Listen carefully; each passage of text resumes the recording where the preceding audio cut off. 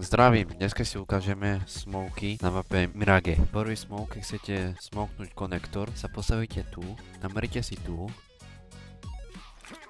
pravým tlačítkom a vyskočíte. A tam vám to presne dá do konektoru. Poletel by som tam, ale nejde mi tu nokli.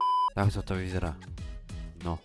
Ideme na mid. Takto, keď chcete smoke, keby ste chceli smoknúť okno, tu si klaknete, CTRL, tu na to ten koniec tej krabice a iba pustíte ľavým tlačítkom. A máme zasmokované okno.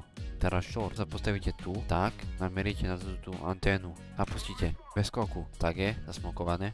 A potom jungle, tu si nameríte, koniec listu a tu sa postavíte a vyzerá to takto.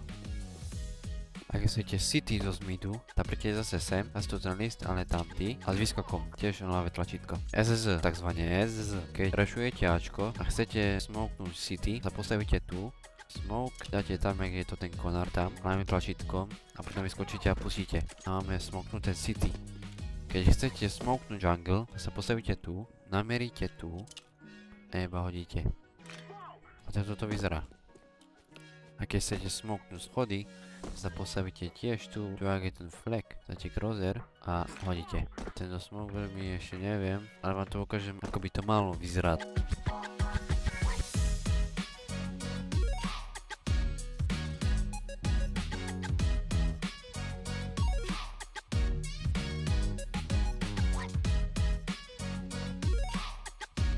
Keď idete Bčko a chcete rašovať, chcete smoknúť všetko, prv kitchen, nameríte si tu, skočíte, potom na to okno, skočíte a potom short, tu iba, nad tou špicou, bez skakania. Také dopadne takto a také tu. Keby ste chceli nejaké také podobné videá, alebo na inej mape, napríklad Inferno, alebo nejaké triky, ktoré vám pomôžu vyhrať, tak napíšte do komentáru. Ďakujem, že ste si pozreli toto video a zatiaľ čau.